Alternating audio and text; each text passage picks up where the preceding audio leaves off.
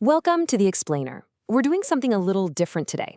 A little darker, actually. We are stepping straight into the shadows to dissect a grim, dark fable, one that details the inevitable total collapse of human certainty. And to truly grasp this text, we can't just analyze it from the outside looking in. No, for this explainer, I'm going to step directly into the mind of the creeping doom itself. I'll be your Crimson Doctor today. I'll be the one observing humanity from the outside, watching this small builder frantically construct his doomed little world.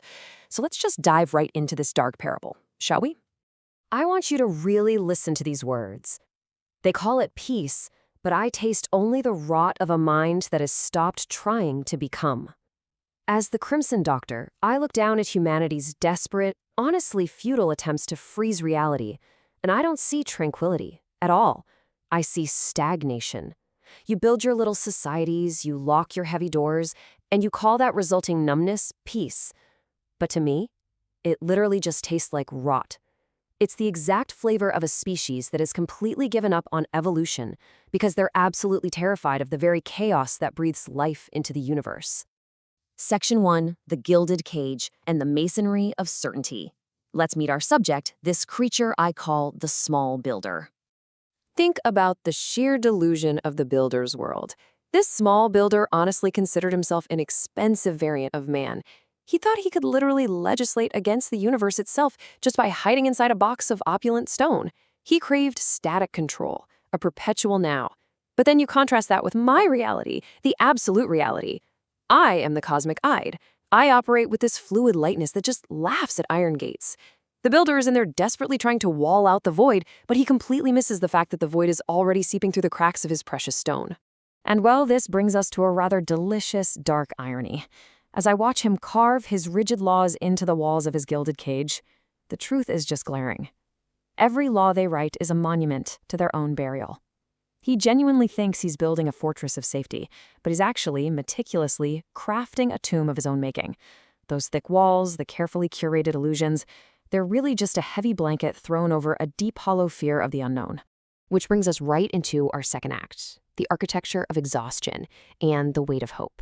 Because as it turns out, building your own tomb takes a massive toll on the soul. Deep inside the builder's cage, something starts to fester. It's the Thanatos drive, Freud's famous death instinct. It's that quiet, creeping exhaustion that settles over a mind when it's forced to constantly maintain the illusion of control. The builder just grew weary of choosing. He grew so tired of shouldering the crushing weight of his architecture of hope. And that exhaustion, it actually sent out a signal. It summoned me. It summoned the hunger, which is the cosmic manifestation of this very death instinct, acting as a sort of psychic undertaker for a civilization that's just too tired to keep existing.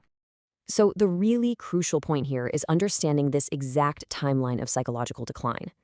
We move from the arrogant certainty of the Gilded Cage in Act 1 straight into the exhaustion brought on by the Thanatos drive in Act 2. His rigid expectations didn't protect him in the slightest. They paved the exact road to his absolute ruin in Act 3, the original catastrophe, the total breakdown of all logic. Act 3, a diagnosis of stone and the mockery of the void.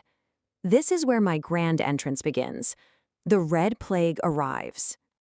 I slip through his iron gates like a jagged blade of mist. I am certainly not here to negotiate. I'm here to collect a blood tax from his ego.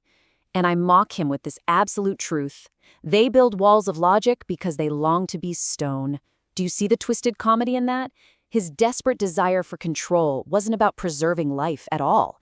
It was a sublimated desire for death. He wanted the stillness, the numbness, the inanimate peace of masonry. I am simply the twisted mercy that grants his wish.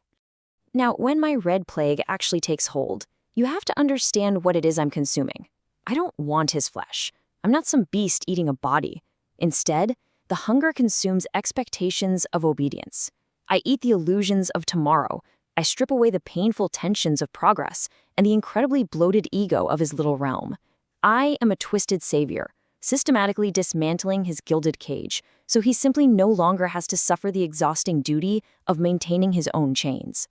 Which perfectly brings us to the climax of our fable, the Crimson Negation, or what I like to call the surreal playhouse of becoming.